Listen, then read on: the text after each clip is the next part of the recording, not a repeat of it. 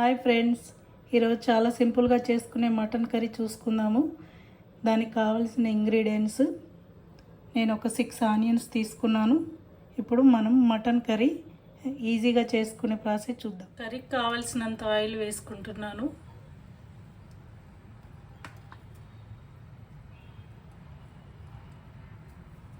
Oil బాగా వేడైందండి. ఇప్పుడు మనం తరిగి పెట్టుకున్న ఆనియన్స్ వేసుకుంటాం.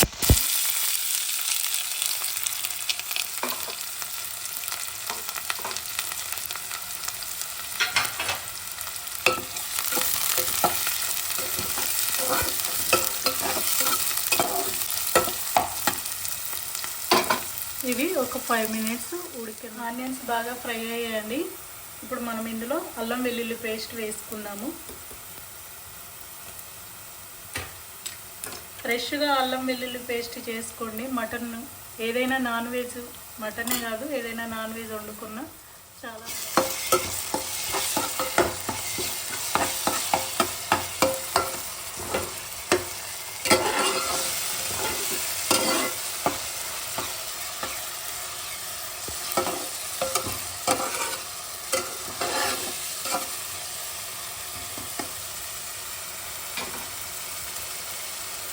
ఇప్పుడు ఇందులో ఒక స్పూన్ పసుపు వేసుకుందాం.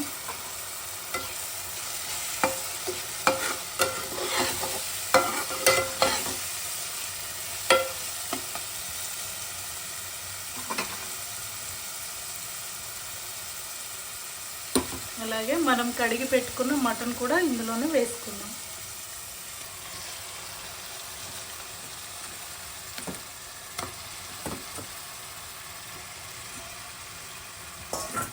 ఇదంతా ఒకసారి కలుపుకుందాం.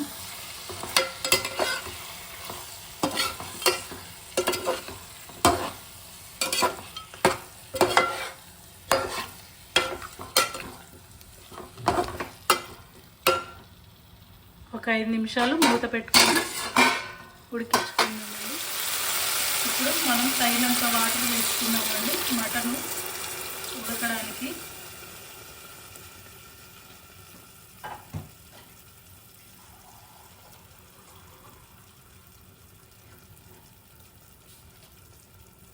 నేను 1.5 గ్లాస్ వాటర్ వేసుకున్నాను. ఇప్పుడు మూత పెట్టుకొని ఒక 10 మినిట్స్ బాగా ఉడికించుకుందాం. ఇప్పుడు ఒకసారి చూసుకుందామండి.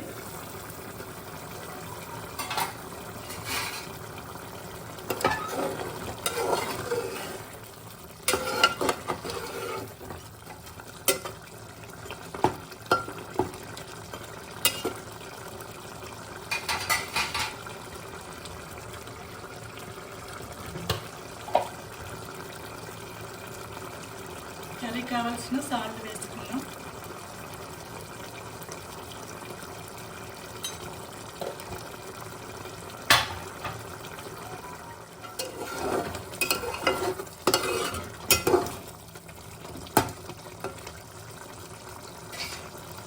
మూత పెట్టుకొని మరో 5 నిమిషాలు ఉడికించుకుందాం.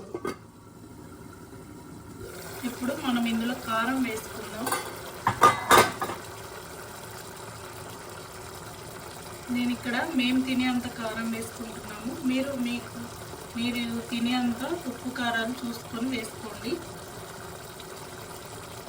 నేను 3 స్పూన్ల కారం వేసాను. ధనియాలు జీలకర్ర పౌడర్ వేసానండి. ఇప్పుడు ఒకసారి కలుపుకుంటున్నాను.